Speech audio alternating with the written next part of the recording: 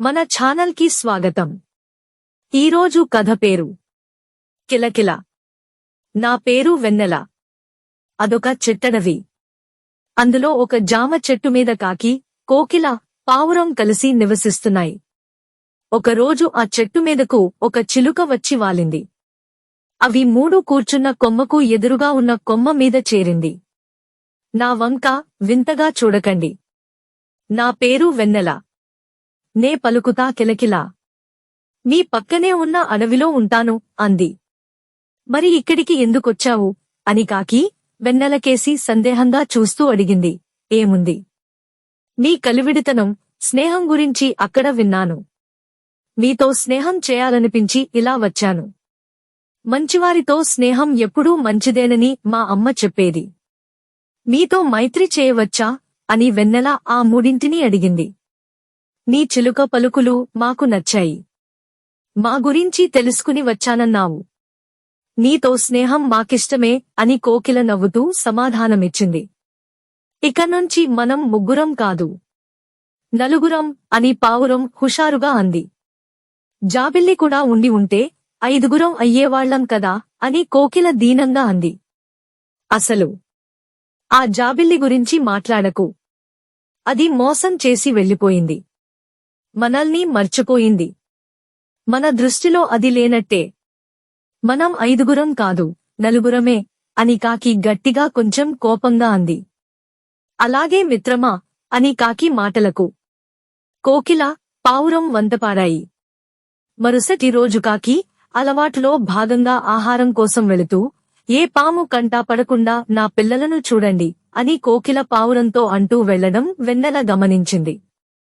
ఎప్పుడూ కలిసే ఉంటారు కదా, ఆహారం కోసం కూడా కలిసే వెళ్ళొచ్చు కదా అని కోకిల, పావురాన్నే అడిగింది వెన్నెల. మేం ముగ్గురమూ ఒకేసారి ఎగురుకుంటూ వెళ్ళిపోతే పాములు వచ్చి కాకి పిల్లలను తినేస్తాయి. అందుకే రోజుకొకరు వంతున వెళతాం. అలా తెచ్చిన ఆహారాన్ని పంచుకుని తింటాం. ఈ రోజు కాకి వెళ్ళాలి అని చెప్పాయవి. కాని సమస్య ఉన్నప్పుడు దాన్ని పరిష్కరించుకోవాలి. లేకపోతే దానికి దూరంగా సురక్షిత ప్రదేశానికైనా వెళ్ళిపోవాలి అంది వెన్నెల. దాంతో మాకు పాములు లేని రాని చోటు ఏమైనా ఉంటే చెబుతావా అని అడిగాయవి.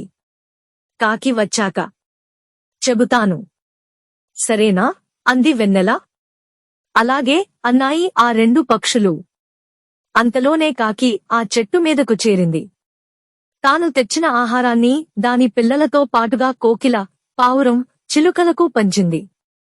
వెన్నెల ఆహారం తింటూ కాకితో, మిత్రమా, ప్రమాదం ఉన్న చోట ప్రాణాపాయం తప్పదు. మీరు నాతో వస్తే పాముల బెడద ఉండదు అంది. అప్పుడు మిగతా రెండు పక్షులు, అవును మిత్రమా, మనం వెన్నెలతో వెళదాం, పిల్లలను రక్షించుకుందాం అన్నాయి. వాటి మాటను కాదనలేక కాకి కూడా సరేనంది. కోకిల, పావురం, కాకి మూడు వెన్నెలను అనుసరించి మరో అడవికి బయలుదేరాయి. అక్కడ ఒక జామ చెట్టు మీదకు చేరాయి. కాకి గబగబా గూడు కట్టి మెల్లగా పిల్లలను దానిలోకి చేర్చింది. చెట్టు విశాలంగా చాలా బాగుంది. ఫలాలు కూడా రుచిగా ఉన్నాయి అని వెన్నెలకేసి చూస్తూ అన్నాయా పక్షులు. అప్పుడే అదే చెట్టు మీదకు జాబిల్లి వచ్చి వాలింది. దాన్ని చూడగానే మూడు పక్షులకు విపరీతమైన కోపం వచ్చింది. జాబిల్లి ఉన్న చోట మేము ఉండలేం. వెన్నెల, మరో చోటు చూసుకుంటాం. నీకు అది ముందే తెలుసా అని కాకి గట్టిగా అడిగింది. అప్పుడు వెన్నెల, నేస్తాలు, కోపం వద్దు. నేను చెప్పేది పూర్తిగా వినండి. అప్పుడు మీ నిర్ణయం మీరు చెప్పండి అంది వెన్నెల. ఏమిటి నువ్వు చెప్పేది అని కోకిల అడిగింది. జాబిల్లి ఆ మూడు పక్షులకేసి దీనంగా చూడసాగింది. 2 రోజుల క్రితం ఆహారం కోసం బయటకు వెళ్లబోతూ ఏదో శబ్దం వినిపించడంతో కిందికి చూశాను. జాబిల్లి దాహం దాహం అంటూ మూలుగుతోంది. ఎండదెబ్బ తగిలిందని గుర్తించాను. చూసి గబగబా నీళ్లు తెచ్చాను. తాగిన తర్వాత కొంత కోలుకుంది. నీరసంగా కనిపిస్తున్న దానికి కాసేపటికి జామపండు ఇచ్చాను. అప్పుడది పండును తినకుండా నా నేస్తాలు వస్తే కానీ తినలేనంటూ మీ గురించి చెప్పింది. ఏ ప్రమాదం లేని చోటు చూశాను. కాని నేస్తాలకు వెళ్లి చెప్పే ఓపిక లేదు అంటూ నా దగ్గర ఏడ్చింది. బాధపడవద్దని, నేను తప్పకుండా తీసుకొస్తాను అని జాబిల్లికి మాటిచ్చాను. మిత్రులారా, స్వయంగా కళ్లతో చూసినప్పుడే అసలు నిజం తెలుస్తుంది. అందుకే అక్కడ మీరు జాబిల్లిని తిట్టినా నేను మాట్లాడలేదు. ప్రాణాపాయ స్థితిలో కూడా స్నేహితులు మేలు కోరుకున్న జాబిల్లి చాలా మంచిది. అది మీరు గుర్తించండి అని వెన్నెల చెప్పిన మాటలతో దాని వంక చూశాయా పక్షులు. జాబిల్లి, బాగున్నావా అంటూ ఆప్యాయంగా పలకరించాయి. నేస్తాల పలకరింపునకు అది ఎంతో మురిసిపోయింది.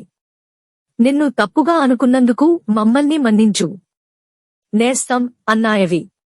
అప్పుడు జాబిల్లి, మన మధ్య స్నేహమే కాని క్షమాపణల ప్రస్తావనే ఉండదు. రాదు అంది సంతోషంగా. హమ్మయ్య, మిమ్మల్ని ఒక్కటి చేశాను. నా కోరిక నెరవేరింది.